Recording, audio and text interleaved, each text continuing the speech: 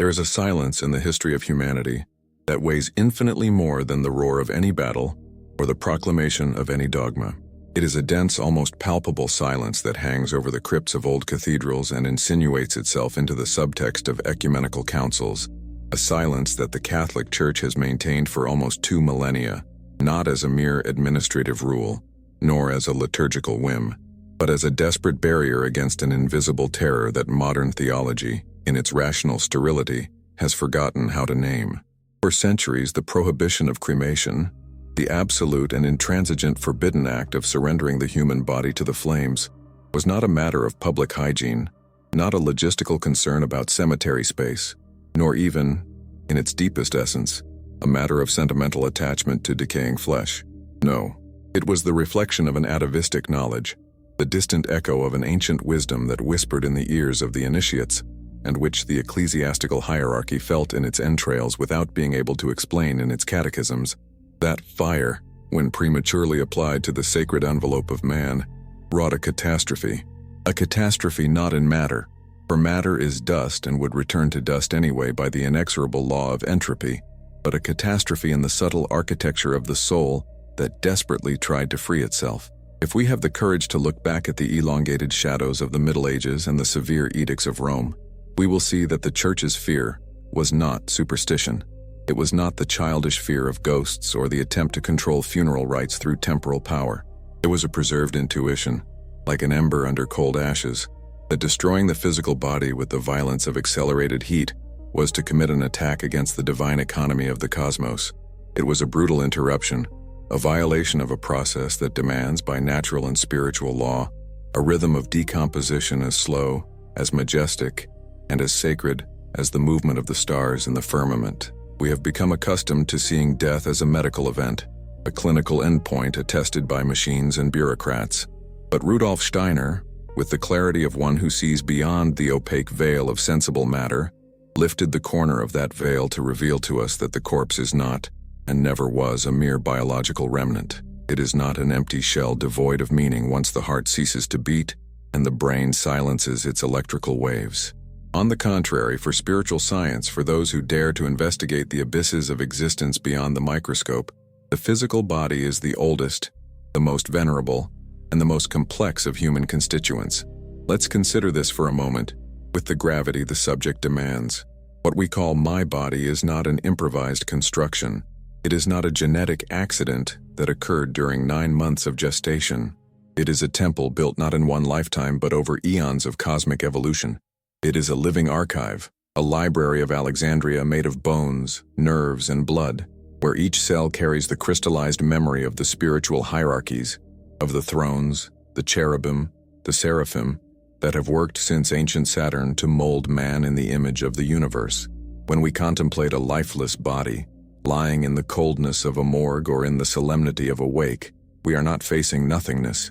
We are facing the sublime result of a millennial karmic alchemy.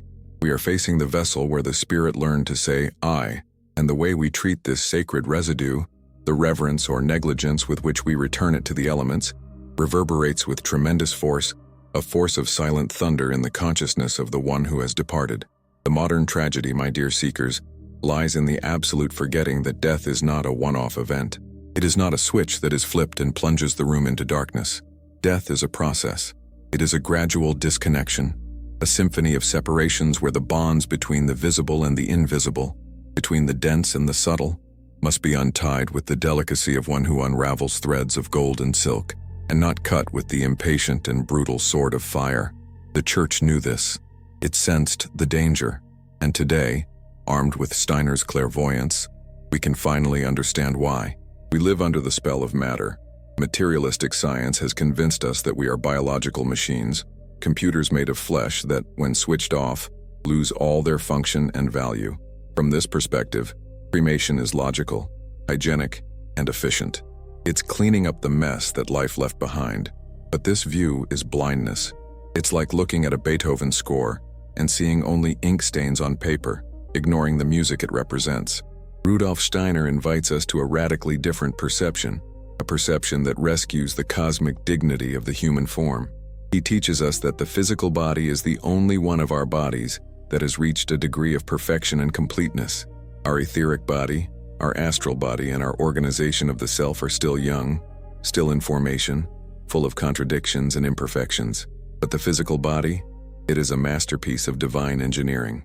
Observe the wisdom contained in the structure of a femur, in the complexity of the human eye, and the marvel of the circulatory system. No human technology has ever come close to this sophistication. And why is this important to the question of cremation? Because this perfection is not free. It is the fruit of sacrifice. The physical body is the ghost of all our past lives. It is the crystallization of everything we have lived, felt, and thought in previous incarnations. Steiner said with that esoteric precision that was peculiar to him, that the shape of our head today is the direct result of how we thought in our past life. The shape of our limbs is the result of how we acted, of how we exercised our will. Therefore, when we look at the corpse of a loved one, we are seeing the map of their destiny, the geological record of their spiritual journey. By abruptly destroying the body with fire, we are, on a symbolic and real level, attacking the physical memory of the spirit. But there is something even more immediate and dangerous. Materiality deceives us with its apparent inertia, making us believe that once breathing ceases, the connection between spirit and form is instantly extinguished. It is a comforting lie. We want to believe that our loved one is no longer there, that they went to a better place in the exact second of their last breath. But spiritual truth is more complex and demands more of us. Steiner warns us that there is a transitional period, a twilight between worlds.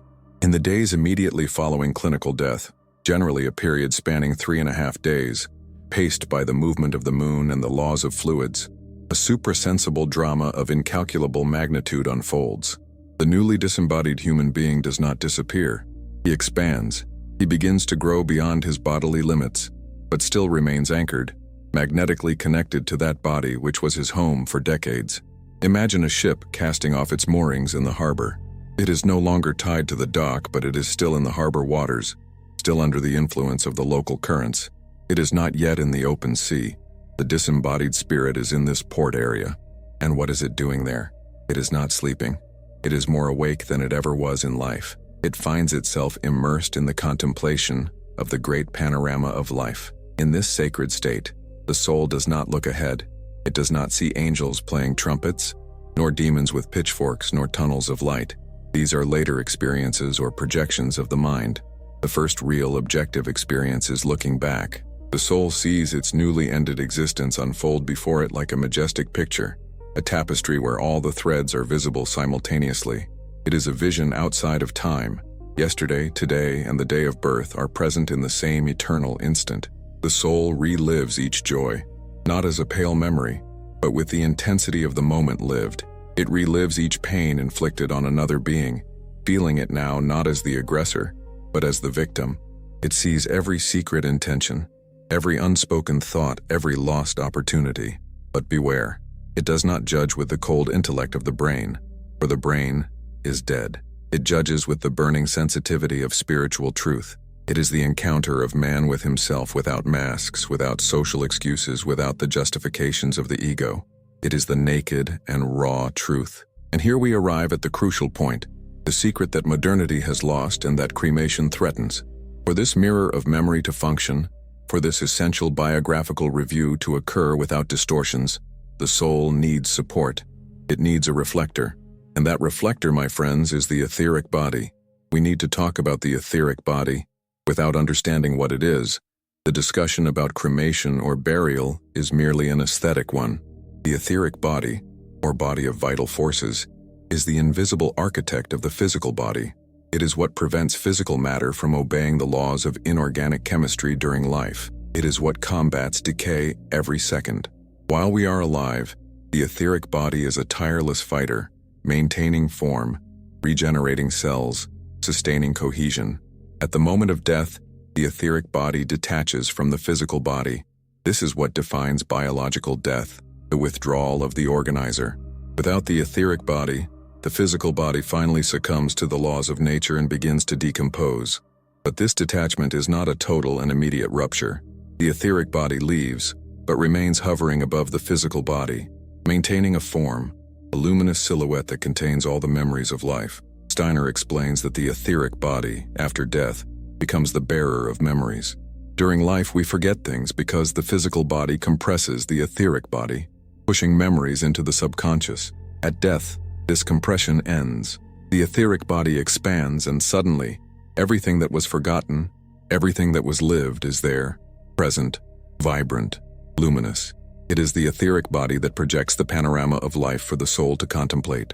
But, and this is the but that changes everything, the etheric body, although subtle, still has a magnetic affinity with the physical body in the early days. It needs the reference of the physical body to maintain its cohesive form, long enough for the soul to absorb the memories. It's as if the physical body were the movie screen and the etheric body were the projected film. If you burn the screen in the middle of the film, the image is lost in the void. It is here, in this hidden nexus, that fire becomes an agent of chaos when applied without wisdom.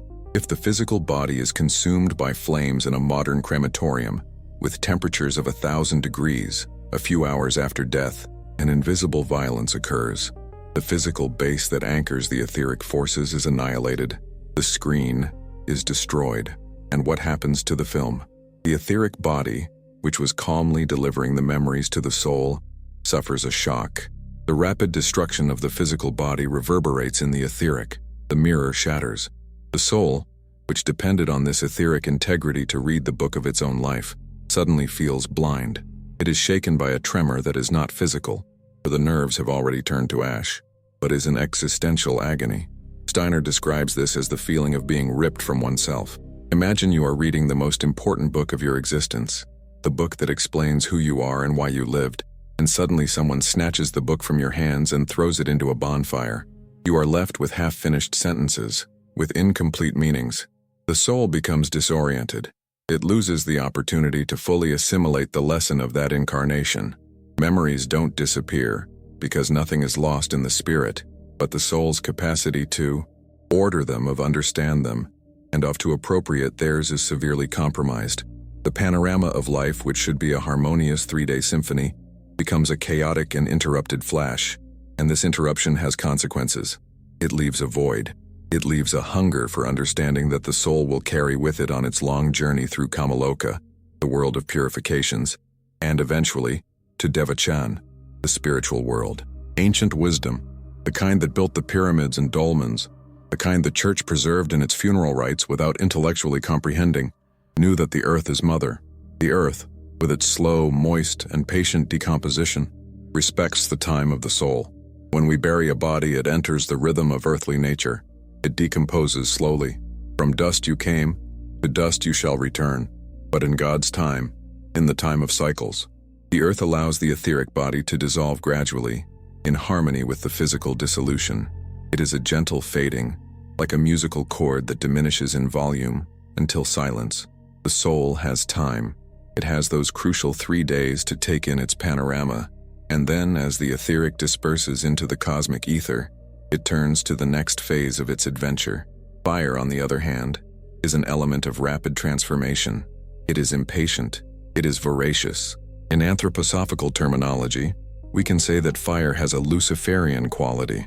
Lucifer is the bringer of light, but he is also the one who wants to free us from matter too quickly, the one who rejects the weight, the slowness, and the gravity of the earth. Fire wants to spiritualize matter, now instantly. He has no patience for decomposition. When we use fire prematurely, we are imposing a Luciferian rhythm on a process that should be earthly. We are artificially accelerating time, and this acceleration is not innocuous. Human nature, in its spiritual delicacy, was not designed to withstand this speed without initiatory preparation. It's not about saying that fire is bad. Fire is sacred. Fire is purifying. In many Eastern traditions, such as in India, cremation is the norm. But we must ask, why does it work there, and is it dangerous here? Steiner gives us the key. The constitution of Eastern man and Western man is not the same. And more importantly, the conscience regarding death, it's not the same thing. In ancient India, cremation was part of a sacred science. The Brahmin knew the mantras. The rite was performed outdoors, with specific types of wood, lasting for hours and hours, accompanied by a powerful spiritual intention that helped. The etheric body was being released. Fire was a vehicle of liberation because the soul was already oriented towards the spirit. already desiring to escape the wheel of incarnations, samsara. In the modern West, cremation is not a sacred rite. It is an industrial procedure. The body is placed in a gas-fired oven, controlled by computer, often without any prayer, without any elevated thought, treated as waste that needs to be disposed of to free up space. That is the difference between a sacrament and a sanitary operation. And it is in this technical coldness, in this absence of spirit, that the true danger lies. Modern fire does not liberate, it shocks. It does not purify. It erases traces that were still necessary. We are intervening in a spiritual ecology that we barely understand. Imagine a forest. When a tree falls, it doesn't disappear. It becomes humus. It nourishes the soil. There is dignity in decay, life in death. By cleansing death with quick fire, we are denying our connection to the earth. We are saying, I don't want to be fertilizer. I want to disappear. It is a gesture of refusal of incarnation. And the consequences of this intervention, my friends, are not paid by the burning body. It feels nothing. They are paid by the individuality that observes, powerless on the other side of the threshold. Steiner goes further. He is not only concerned with the well-being of the soul in the immediate afterlife. He, with his eagle eye that spans the centuries, is concerned with the future, with the next incarnation. What happens to a soul that has been burned out of its body too quickly? It enters the spiritual world carrying a kind of vibrational trauma, a dissonance. It's like someone who has been woken from a deep sleep with a bucket of ice water. There's irritability, a lack of center. This soul will spend its time between death and rebirth trying to heal this rupture, trying to integrate the experiences it could not revisit in the panorama of life. But often the healing is not complete, and when this soul descends again into a new body, centuries from now it carries the scar with it. Steiner suggests that certain anxieties of the modern soul, certain forms of constitutional nervousness, of objectless anxiety, of a feeling of not belonging to this world, may be distant echoes of traumatic cremations in past lives, or, more precisely, the result of deaths where the transition process was disregarded. A person is born with a fundamental insecurity. They don't feel at home in their physical body. Why? Perhaps because the last time they left a body, the departure was violent, forced, premature. The deep unconscious remembers. The new etheric body is shaped by a flaw, a hesitation. Consider the responsibility we have. We're not just talking about respect for the dead in a social sense. We're talking about spiritual public health. We're talking about the psychological well-being of future generations. By caring for death today, we are caring for the children who will be born tomorrow. The Church's intuition, therefore, when it forbade cremation under penalty of mortal sin, was a shield. It was a rough wall, made of the rough stones of dogma and fear, but it protected the garden of the human soul against winds for which it was not prepared. The priests did not know how to explain the etheric body. They did not speak of karma and reincarnation, but they knew that fire was dangerous. They knew that the body should rest in the earth awaiting resurrection, and in a way, this waiting on earth, and which allows for the proper resurrection of the spirit in the higher worlds. But times have changed. We live in the age of the soul of consciousness. We can no longer be guided by blind prohibitions. The external authority of the Church has crumbled. Modern man no longer accepts because God wants it, or because the Church commands it. He wants to understand. He wants science. And materialistic science tells him, burn it. It's cheaper. It's cleaner. It doesn't take up space.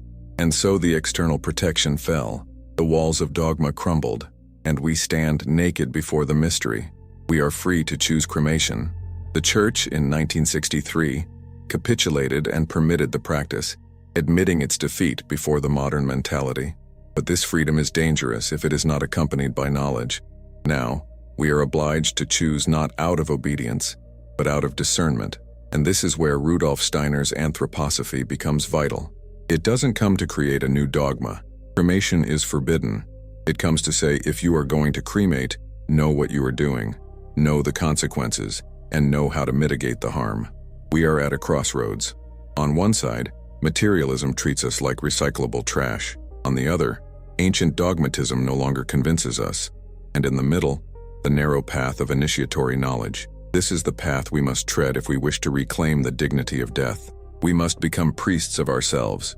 We must learn to officiate the sacrament of passage not with incense and Latin, but with thoughts of truth and feelings of real love. The question ceases to be, can I or can't I cremate, and becomes, how can I accompany this soul? And the answer to this question will require us to delve even deeper into the mysteries of time, consciousness, and the indestructible connection between the living and the dead. What can we who remain do to build the bridge that the fire threatens to burn? And so we advance to the pulsating heart of the mystery, to that twilight and silent zone where biology ends its reports and spiritual theology begins its true investigation. We are about to cross a frontier that forensic medicine completely ignores, that coroners treat as the absolute end of activity, but which for the occultist, for the investigator of supersensible realities, is the true stage where the human drama reaches its climax.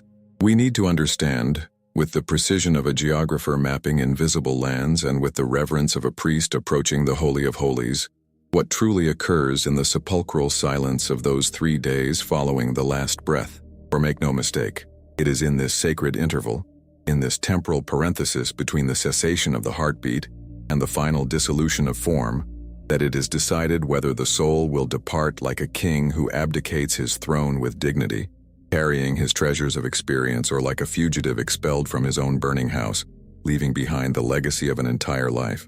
Rudolf Steiner, with his vision that penetrated the layers of material illusion, teaches us that man does not die all at once. What we call clinical death, the smooth trace on the heart monitor, is only the first untying of a much more complex and intricate Gordian knot. There is a second death, a second detachment that is as vital, as structurally necessary as the first, and it is on this second event, invisible to the carnal eyes, but glaring to the eyes of the spirit, that the modern practice of cremation, in its industrial haste and metaphysical blindness, casts its most terrible and devastating shadow. To understand this, we need to deconstruct the simplistic view of the human being. Imagine man not as a monolith of flesh and bone, not as a biological statue animated by chemical reactions, but as an orchestral composition, a complex symphony of various bodies that interpenetrate each other, each with its own frequency, substance, and law. We have the physical body, dense mineral, subject to gravity and entropy.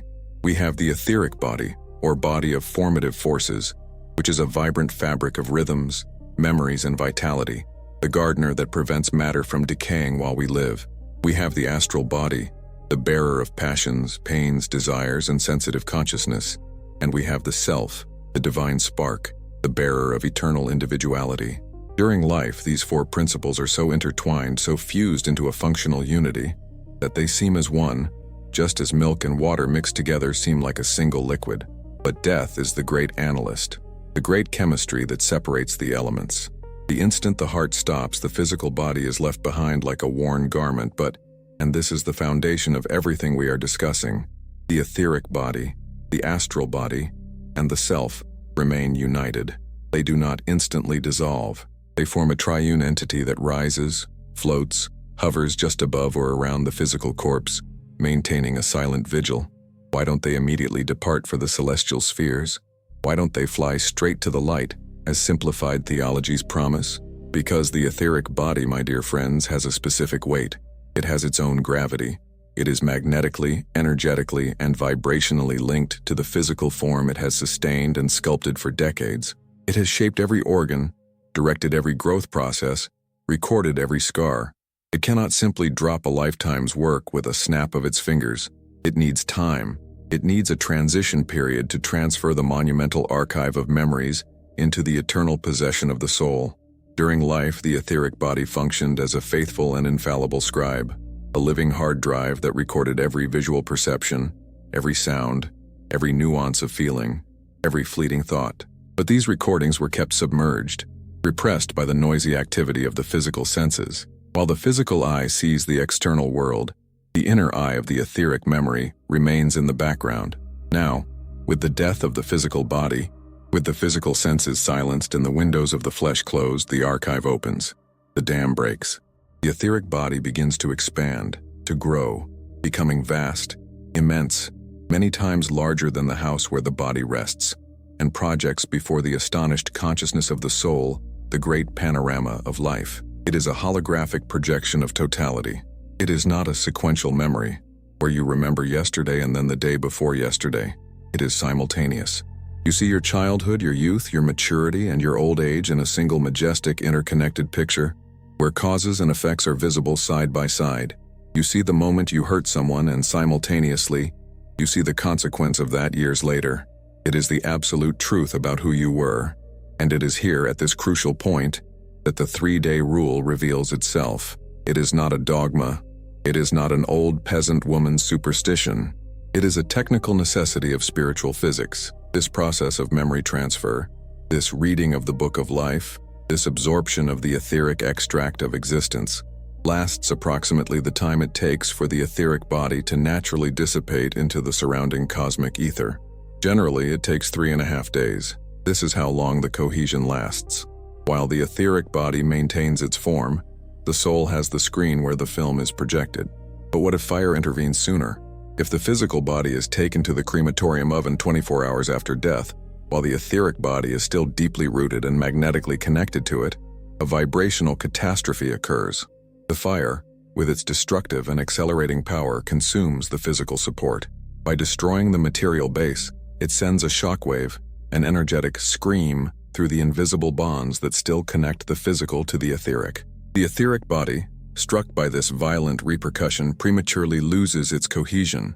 It does not dissolve smoothly. It shatters. It is torn apart. And the memories contained within it, the vivid images that the soul was trying to absorb and integrate, are scattered. A cosmic short circuit occurs. The movie screen is burned in the middle of the film. The soul, which was in deep contemplation, absorbing the wisdom of its own life to carry it as a seed into eternity, is ripped from this state. Steiner, with his chilling sobriety, describes the feeling of the soul at this moment. It is not physical pain. The nerves are dead. The brain is gray. There is no tactile pain. But there is something worse. There is an existential pain, a burning sensation in the consciousness. The soul feels that a part of itself has been violated. It feels a dizzying disorientation, like someone awakened from a deep and revealing dream by an explosion. It loses connection with its own immediate past. The thread of the narrative is severed. Imagine you've spent your entire life writing a book, a unique, irreplaceable book, and just as you're about to reread it to understand the meaning of the story, someone snatches it from your hands and throws it into the fire. You're left with fragments. You're left with a feeling of loss, of incompleteness.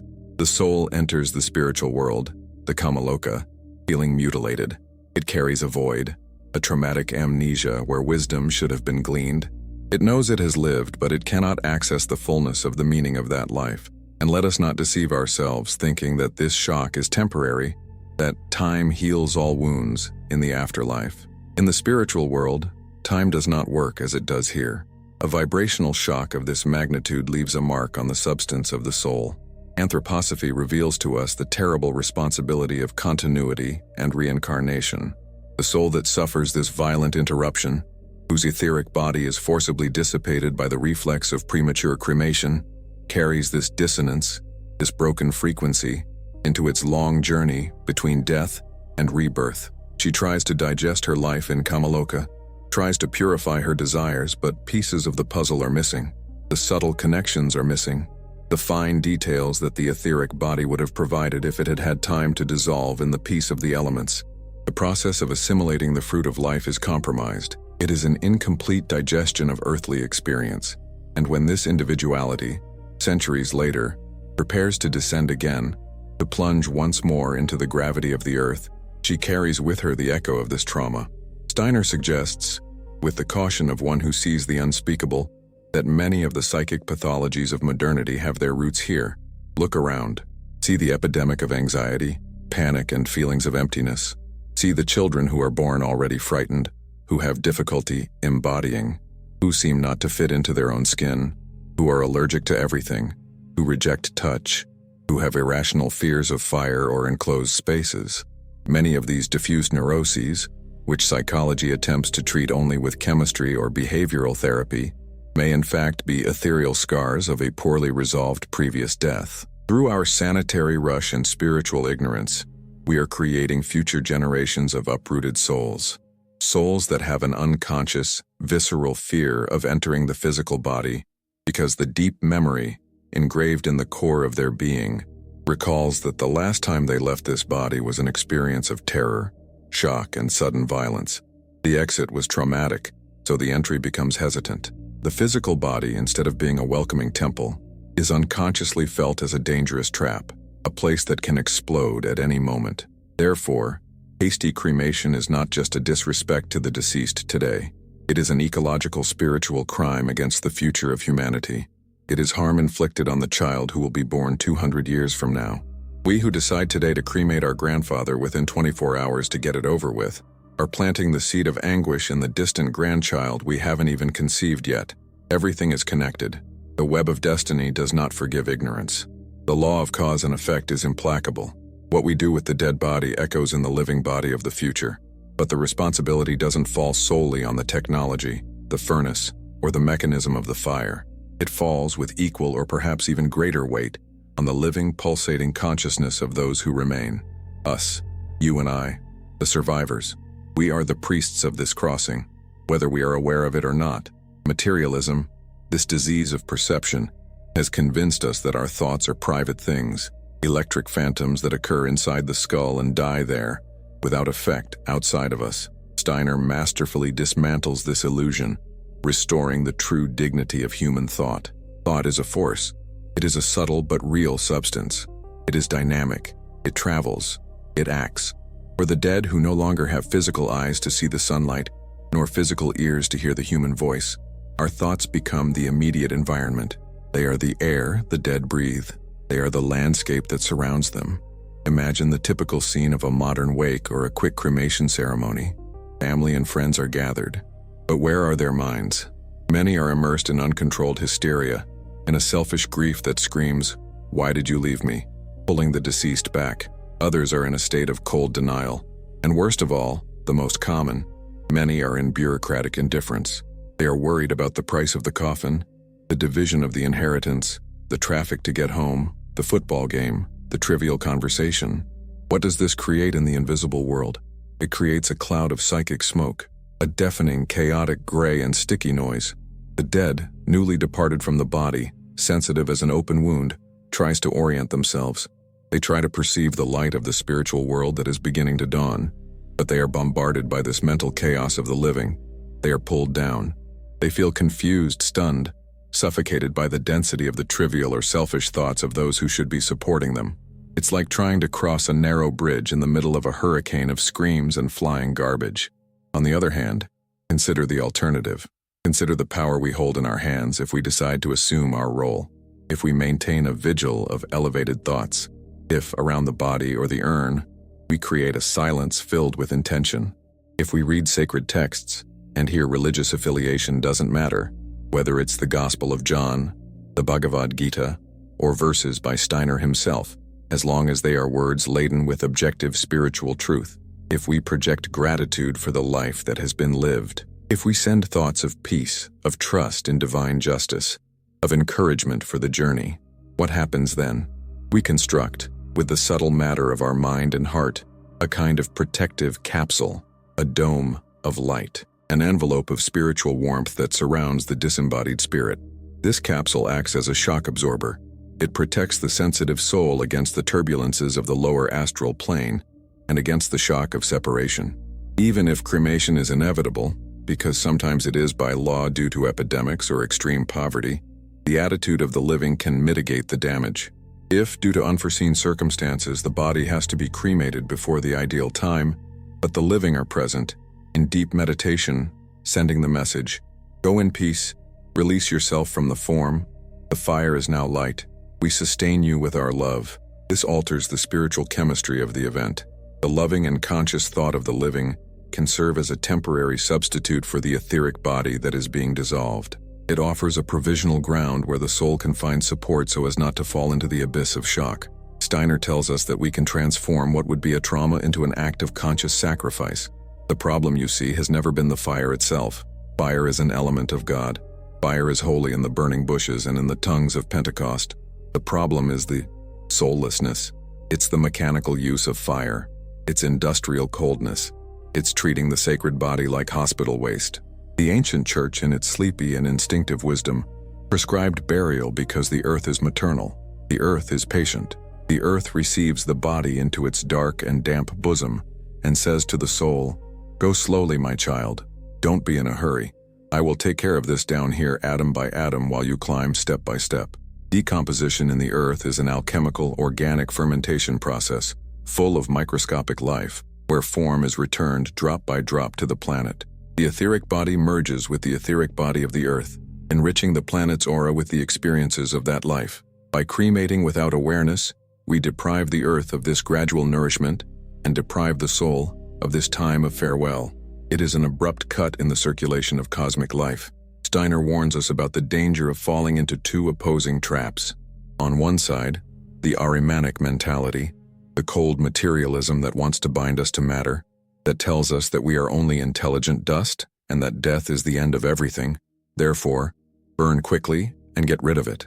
On the other side, the Luciferian temptation, that force that wants to tear us from the earth too quickly, that despises incarnation, that finds the body dirty or heavy and wants to escape to the light through fire without having done its homework down here. Modern cremation, ironically, is a strange and profane alliance between these two evils. It is materialistic in its execution, treating the body as waste, and Luciferian in its speed, using fire to escape the gravity of death. The middle way, the path Steiner points to, the Christic and solar path, is the path of awakened consciousness. It is the path that says, "I honor the matter that served me as a temple of the spirit, and therefore I give it the right to rest, and I honor the departing spirit, and therefore I give it the time necessary to remember who it is." Many today look to the East in a superficial search for justification and say, "But look at India, look at Tibet. They have cremated their dead for millennia on the banks of the Ganges. If it is sacred to them, why would it be bad for us?" Wouldn't Steiner be being Eurocentric? This is a legitimate question, but it stems from a profound misunderstanding of the evolution of human consciousness. We cannot compare apples to spiritual oranges. Steiner explains that the constitution of the human being changes across eras and geographies.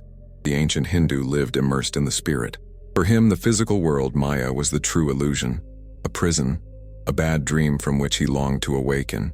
His connection with the physical body was much looser than ours. He did not identify with the flesh as we do. For that psychic constitution, fire was the welcome liberator. It was the friend who broke the prison bars. Furthermore, and this is crucial, cremation in ancient India was a sacred science, not an industrial process. It was done in the open air, with specific woods. Sandalwood lasted for hours and hours, and was conducted by initiated priests who could see the higher worlds.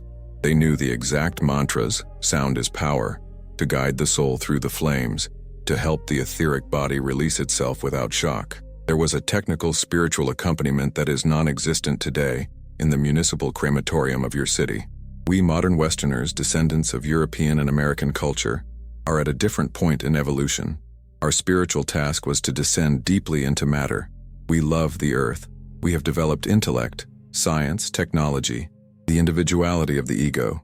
We are deeply rooted, anchored in our physical structure.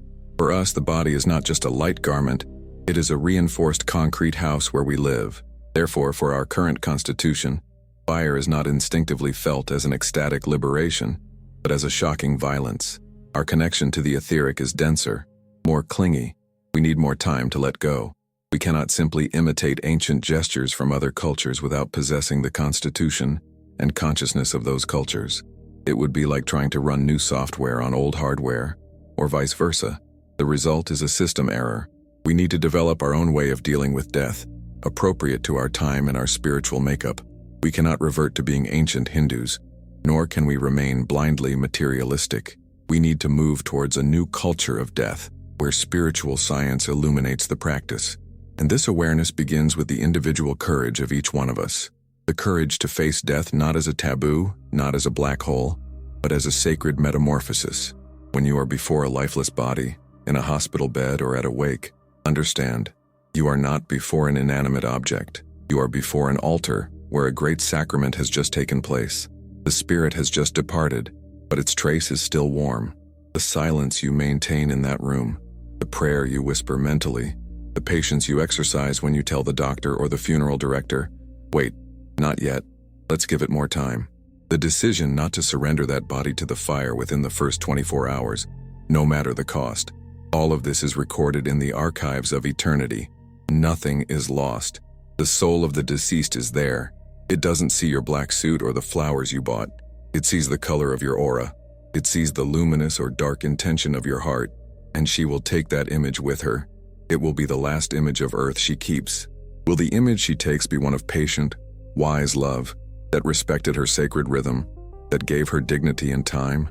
Or will it be the image of a functional haste, of a hygienic disposal, of a cold indifference? This is the question that should haunt us, but also inspire us. Because one day, inexorably, we will be the ones floating in that deafening silence, waiting, hoping that someone down here will have the wisdom to give us time, to give us the peace of the 3 days, to allow us to read the last page of the book and close it with our own hands before turning off the light. Cremation, without this awareness, is a brutal scream in the midst of a divine symphony. With awareness, with waiting, with love, it can be the last brilliant chord, a surrender to the sun. But who nowadays knows the difference? Who is willing to stop the frenetic machine of the modern world to hear the almost inaudible whisper of the departing soul? It is to these few, to these pioneers of a new sensibility, that Steiner speaks, and it is for these few that this knowledge has been preserved through the iron storm of materialism, guarded like a trembling but inextinguishable flame, waiting for the hour to illuminate the face of death once more. We have now reached the climax of this investigation, the point where theory must become life, and where knowledge must transform into moral decision. If we look at modern civilization, we see that it is governed by two tyrannical gods, convenience and hygiene. Everything must be clean, fast, aseptic, and invisible. Death, which was once a domestic, solemn, and accepted presence, has been banished to the white backstage of hospitals and to the silent efficiency of electric crematoria. We have created a society that is terrified of decomposition, terrified of humus, terrified of the organic cycle. We want to be immortal in life and disappear instantly in death. And it is precisely here, in this aseptic neurosis, that the greatest spiritual danger of our time resides. Rudolf Steiner invites us to a dizzying reflection. What if the earth is not just a ball of stone floating in a vacuum, but a living being that is hungry? Not hungry for raw matter, but hungry for spiritual experience. When a human being lives, he transforms the substance of the earth. He eats the bread, drinks the water, breathes the air, and impregnates this matter with his consciousness, his feelings, his individuality. The human body is not just natural matter, it is humanized matter, matter that has been elevated to a higher vibration through contact with the self. When we die and are buried, we return this humanized matter to the earth. The slow decomposition process is, in fact, a process of surrender. The earth digests the body and through it, absorbs the spiritual fruits that have become impregnated in those cells. It is a kind of cosmic communion. The planet evolves because it absorbs the sacred substance from the bodies of its children. There is an exchange. We receive our bodies from the earth at birth, and we return them enriched when we die. But when we opt for mass, industrial, and immediate cremation, we are, in a way, depriving the earth of this nourishment. We are transforming the body into mineral ash, into inert dust, almost instantly. Steiner, in moments of profound apocalyptic vision, even suggested that a humanity that burns all its dead may be creating a spiritually sterile earth, a planet that cannot hold the memory of its own human evolution. It's as if we were erasing the geological records of the spirit. Of course, the spirit itself is indestructible, but its connection to the planet, the anchoring of human history in the soil, is weakened. This is not meant to generate guilt, but to raise awareness. We live in an era where cremation is often the only viable option, due to lack of space in metropolitan areas, prohibitive burial costs, or sanitary laws. Steiner was not a reactionary fanatic. He knew that times change. The problem, I insist, is not the technique, but the internal attitude with which the technique is applied. The sin is not in the furnace, it is in indifference. If cremation becomes an act of waste disposal, it is destructive. If it is elevated to an act of solar sacrifice, it can be redeemed. And here we enter the technology of the sacred. How can we, men and women of the 21st century, deal with this reality without falling into medieval fear and materialistic cynicism? Steiner left us tools. He left us a protocol for protection, If you find yourself in the position of having to decide the fate of a body, whether your own, left in a will, or that of a loved one, the first and most absolute rule is, buy time. Fight for time as if the life of your soul depended on it, because it does. Medical science declares death with brain and cardiac arrest. Spiritual science says, not yet. The silver cord, that magnetic bond that unites the subtle bodies to the physical, does not break instantly. It unravels, and this unraveling takes on average 3 days, 72 hours. This is the lunar cycle of etheric separation. If cremation is the chosen option, it never, ever it must occur before that period. This is the only dogma we should religiously respect. Why 3 days? Because that is the time the etheric body needs to complete the panorama of life and detach itself naturally. After 3 days, the connection is so tenuous that the fire no longer causes the catastrophic vibrational shock we described earlier. The movie has already been watched. The file has already been transferred. The physical body is truly just a shell. But we know how the modern funeral system works. They put pressure on you. We need to free up the room. The furnace is scheduled for tomorrow morning. It costs more to wait. This is where your spiritual warrior courage comes in. You must resist. You must pay for the extra time in the morgue if necessary. You must demand that the body not be touched, not violated, not cremated before the appointed time. This expense, this effort, is the greatest gift you can give to the departed. It is a gift of integrity. And during those 3 days, what should be done? The body should not be left alone in a dark, forgotten refrigerator. Even if you cannot be physically by its side all the time, your mind should be. Steiner teaches the practice of reading for the dead. The disembodied soul hovering in its etheric body is extremely sensitive to thoughts of truth. It thirsts for guidance. It is entering a new and unknown world. Sit in your home, visualize the face of the deceased, and read to them. Read aloud or in focused thought. Read texts that speak of the immortality of the spirit, the journey of the soul, and divine light. Do not read trivialities. Read the scriptures. Read the Bhagavad Gita. Read Steiner's own lectures on the afterlife. Say to them, you have now left the body. Do not be afraid. Look at the light. What you see around you is the world of the spirit. We love you, and we set you free.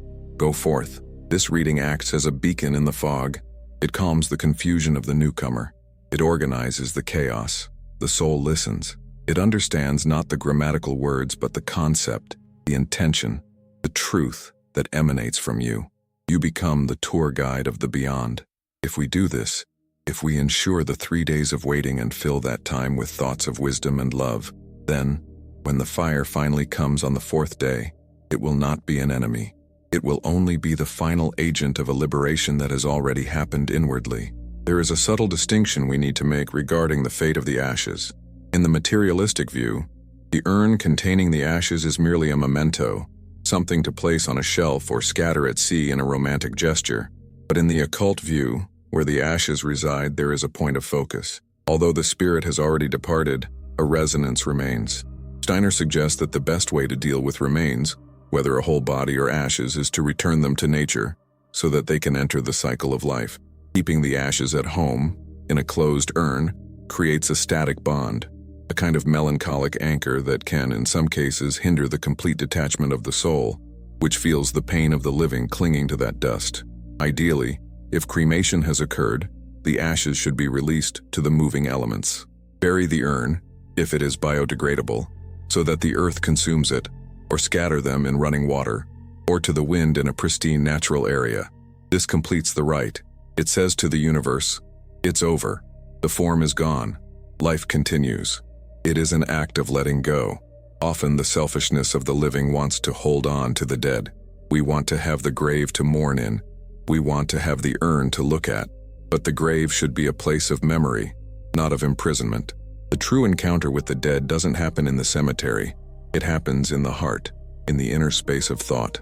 Steiner tells us that when we think of the dead with clarity and serenity, they are instantly with us. We don't need the bone or the ashes for this connection. We need to evolve from corpse worship to worship of living memory. The corpse was important, it was the temple, and therefore deserves respect, but it is not the person. The person is now a citizen of the cosmos. To treat the body with supreme dignity until the final moment, and then release it completely, That is the equation of balance. To conclude this journey, we need to reconfigure our definition of death. We fear death because we think it is the opposite of life. But Steiner shows us that death is, in fact, the opposite of birth. Birth is death for the spiritual world. The soul dies up there, is compressed, loses its wings, and is born here in gravity, crying, squeezed into a small body. Physical death is the return to birth. It is expansion. It is the regaining of wings. When we see a baby being born, we take great care. We prepare the room, warm the environment, speak softly, and smile. Why, when someone is being born back into the spirit, do we scream despair, inject drugs to prolong the useless agony, and then hastily burn the cradle, the body? We should treat the dying as we treat a woman in labor, with reverence, with assistance, helping them breathe, helping them let go, saying, "It's all right. You can go. We'll be all right." This permission to leave is the greatest act of love that exists. Many dying people remain trapped, suffering prolonged agony, simply because they feel the desperate attachment of relatives who telepathically cry out, "Don't go." The spiritual hygiene of the future will require us to learn how to midwife death, to accompany the final breath, to maintain sacred silence in the room after death. No turning on the TV, no calling the funeral home in the first few minutes, no screaming. To let peace reign, to light a candle, to create an atmosphere where the soul can depart gently, like a perfume emanating from a flower. If we recover this lost art, to the art of dying, the question of cremation or burial will become secondary in the face of the greatness of present awareness. Fire cannot harm a soul that has already been enveloped by the light of understanding of its loved ones. Trauma comes from surprise, violence, and inattention. Conscious love is the absolute shield. We are not victims of a blind system. We are the system. Every time a family decides to wait the 3 days against the pressure of haste, the world changes a little. Every time someone reads a sacred text to a dead person instead of talking about trivialities at the wake, the Earth's atmosphere brightens. Steiner didn't give us these revelations to frighten us with astrological hell. He gave them to empower us, to make us spiritual adults. Humanity's childhood is over. We no longer have the church to prohibit and protect us with paternal dogmas. Now, protection must come from within, from our own clear discernment. You who have heard this so far, you carry a responsibility. You know, and those who know can no longer pretend not to know. The next time death crosses your path, and it will, for it is the only certainty, remember the 3 days. Remember the etheric body. Remember the panorama of life. Be the guardian of the threshold for the one who departs. Be the voice of calm in the midst of the storm. Humanity is crossing a threshold. We are ceasing to be creatures of matter and becoming creators in spirit. The way we deal with death is the ultimate test of this passage. If we continue to treat the dead as industrial waste to be burned, we will continue to live as purposeless biological machines. But if we reclaim the sacredness of the crossing, we will also reclaim the sacredness of life. The silence of ancient cathedrals was justified, but it lacked a voice. Today, we are the voice. The mystery of fire has been revealed, not so that we may extinguish it, but so that we may know how to light it at the right time and with the right intention. May fire be light, not destruction. May death be a horizon, not an abyss. Look at your hands. They are made of stardust and the work of angels. One day they will grow cold and still. And on that day, may there be someone by your side who understands the value of time, the value of silence, and the value of prayer. And may you today be that someone for others. If this content touched something deep within you, if it struck a chord that was silent, that's no coincidence. It's a recognition. Your soul knows this truth, even if your brain has never heard of it. Don't let that flame go out. Leave a like not because of the algorithm, but as a sign that you agree that death deserves dignity. Comment below. Have you ever felt this haste, this coldness in modern rituals? Do you have stories of farewells that were done calmly and lovingly? Share your light and subscribe to the channel, because we will continue to lift the veils, translate the invisible, and seek the lost keys to our humanity. The journey has only just begun. And remember, death does not exist. What exists is metamorphosis. Until the next revelation.